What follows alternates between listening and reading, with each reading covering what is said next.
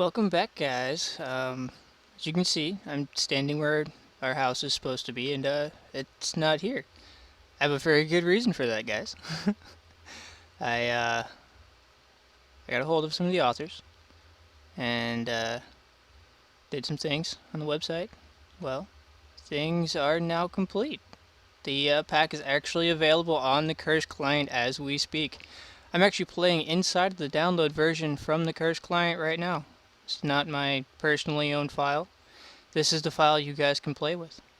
And the reason I'm in this world and standing where our old house used to be, because I'm going to show you guys your house. That's right, guys. I've made you your own little custom house. Right here, in this spot where my house was supposed to be. But it's obviously not right where my house is. It's a little bit different. I customized it completely for you guys. Let's go check it out. And there it is. Right on the hillside just behind my house. As you guys can see, it is well lit. There's a couple of torches, and I even put a couple of spruce trees here for you guys, just in case you wanted some spruce. There's a bunch of oak trees and some birch over on the hillside here, so you don't have to go too far if you want one of those variants. And I even made this little waterfall for you, so you can see out of the back of your workshop. That's right. Custom windows. But yeah, this is a nice little house. Now, besides the stone bricks and some of the cobblestone and maybe the gravel here, there's not really much you can actually use for crafting recipes. I don't want to give you guys a jump start on anything. But as you can see, this area is pretty well lit and there's only the one torch. No, that is not some kind of crazy mega torch. I have glowstone embedded in a lot of these because this is all carpenter's blocks and carpenter's doors and pressure plates and things. So if you want the early glowstone, you can dismantle all of this and see if you can find the pieces I've scattered. But there's only maybe 20 pieces in total in this entire build, so you're not going to have very much to start with for glowstone for any kind of resources. But they're there if you want to go ahead and collect them and just put down some torches. And this mine shaft is built just like mine. Goes down a little bit, but not too far. I kind of wanted to leave the resources to you guys, but I figured I'd get you started on a mine shaft, get it lit up a little bit for you guys.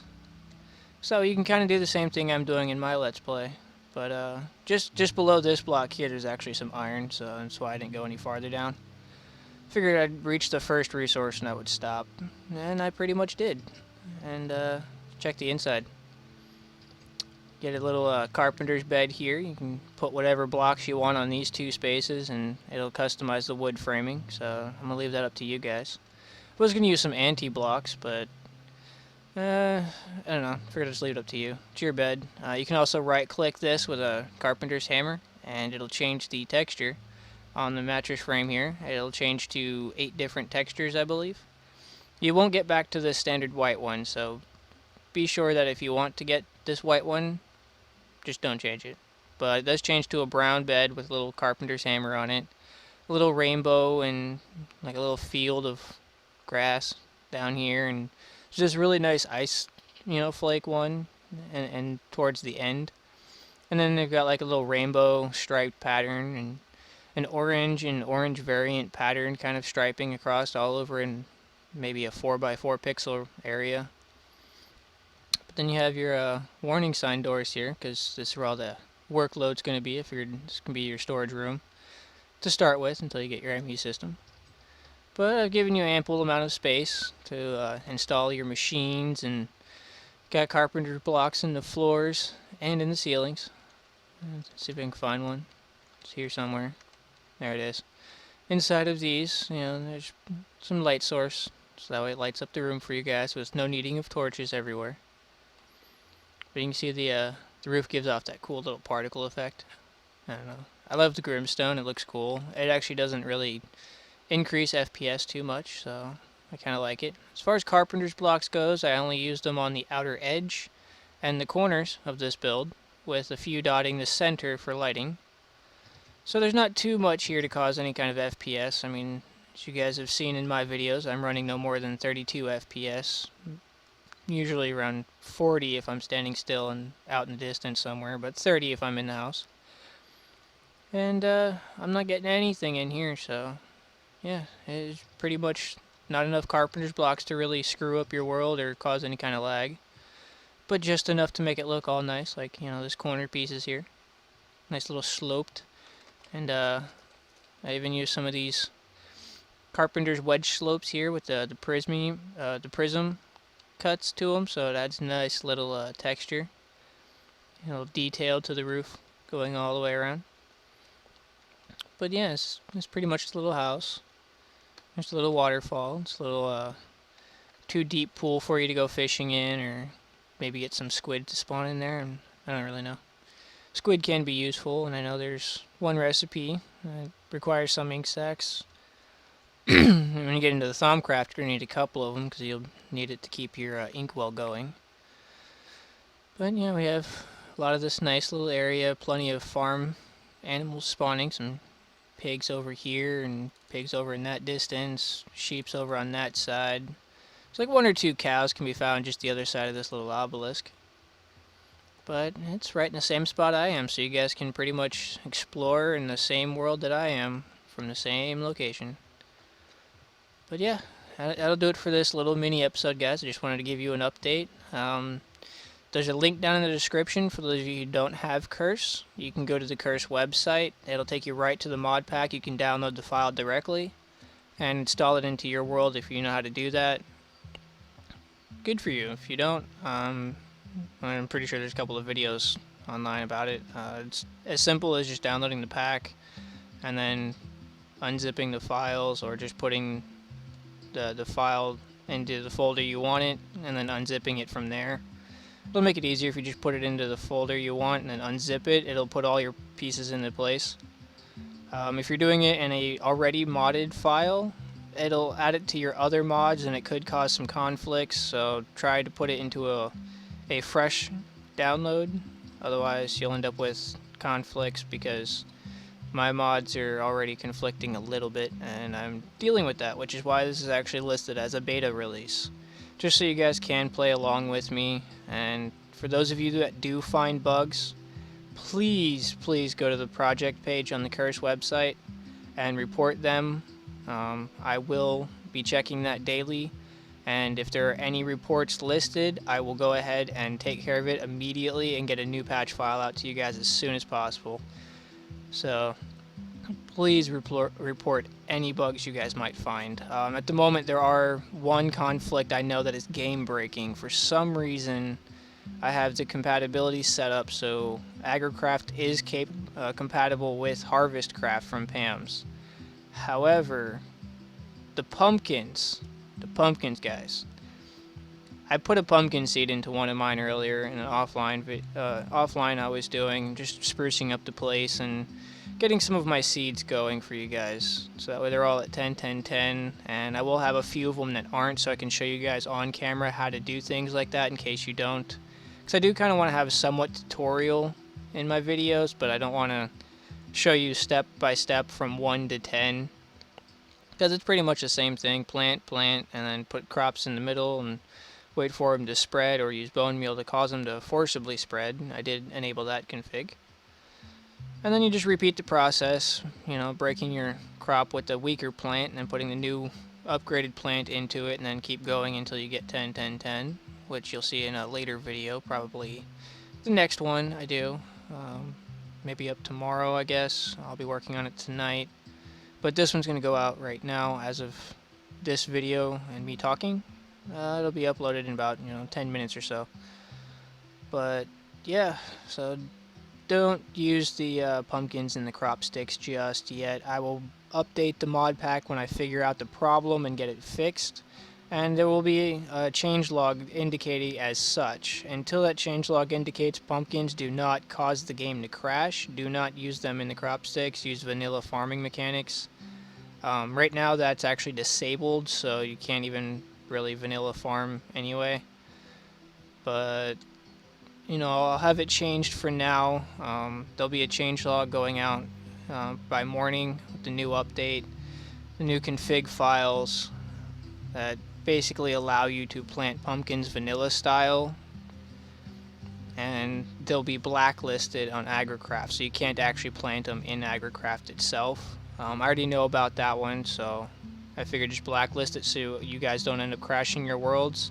Because I had an issue where I loaded in like 5 different times and the world just crashed on me immediately, so I had to remake my world. Luckily I had a backup save from not too long ago, but I did lose a couple of my resources and a lot of the things I did off camera, as well as some in the last video. But I went ahead and went back down mining and picked up some of those resources that we found down there. And I kind of set myself up a little bit farther tech-wise than we originally had done. But I'll show you the crafting recipes for everything that I did craft off camera. It kind of took me a little while to craft some of the things because they were like 4 or 5 step crafting recipes, and I had to keep running back and forth waiting for stuff to smelt. So I just figured do it off camera and then show you guys the crafting recipes when I get back on. And then do some more crafting on camera with you guys with the new resources I have smelted up and ready to go. But yeah, this is pretty much it. And this is your little world, your slice of my pie. I don't know, it sounded right in my head, but now that I've said it, I kind of want to take it back. Well, anyways, this is pretty much it, guys. Got plenty of room to expand out here. You know, all of this space. Kind of flattened out a little bit of this area. As you can see, there's some trees and bushes and things missing from here and a little bit over here. Just because I was putting in dirt to flatten it out for you guys, so you can put out your farms out here, your little animals and stuff. Considering it kind of just drops off over here, and instead of making you guys try to spread the dirt out over this way and then build on it, and I just flattened out this area over here. So it's kind of along your little gate path here, and you have to get in and out. You will spawn in about here or so, right on this block, I guess, because I did put it right here in front of the door, inside the fence. So you guys are pretty much safe when you first spawn in. Granted, it will be daytime, so you're not going to really worry about that. But I did kind of want you guys to start in a really safe environment. And the good thing about actually this gravel being placed here is if you don't want it here, you can go ahead and mine it up really quick, make your tools immediately, and then move straight onto that iron pickaxe and then go right down into the caves.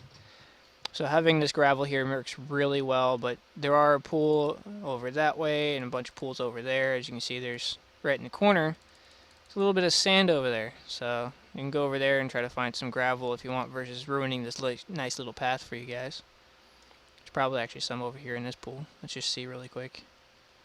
No, it's just all dirt. Maybe over here. There's probably some in here.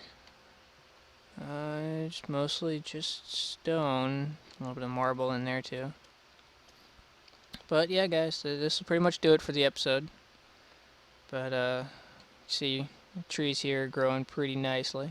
There's 2 of them pre-grown when you first start, but the others will grow in after a few moments, because we're only like, what, 13 minutes into this video and all but 1 has grown. And they are spaced enough so that way they shouldn't collide too much, besides this massive one here, kind of over. Oh, look, there we go, right before our eyes. But they'll pretty much grow, and most of their leaves won't collide, so you can get the max amount of saplings, so you can plant them however you like afterwards. You don't have to use my little planting plots that I do there. But I like getting my saplings, so I like planting them spaced out instead of side by side. Spruce trees and birch and other trees like that, I believe, need at least 1 to 2 spacing in order for them to effectively grow, whereas oak can be grown side by side. So if you want to go for an oak tree farm to produce the max amount in the smallest space, go for it. But I like the look of spruce, so I use that one. No, I still have the great wood tree there for you guys, so you can go ahead and grab that. Now, if you guys want, I can leave a little goodie bag here. You know, a little resonant chest filled with a bunch of stuff in it that you guys can probably find useful at the beginning of the game. You know, stack of coal blocks, for instance, you know, to power up your generators for like ever. And then you'll have like maybe a half stack of iron, just so you guys have something to start with. I don't know. Leave a comment down in the description, you know, or not in the description, but down below. Let me know what you guys want to see in that little goodie bag. And if enough of you guys comment and you like the videos, I might actually put it in.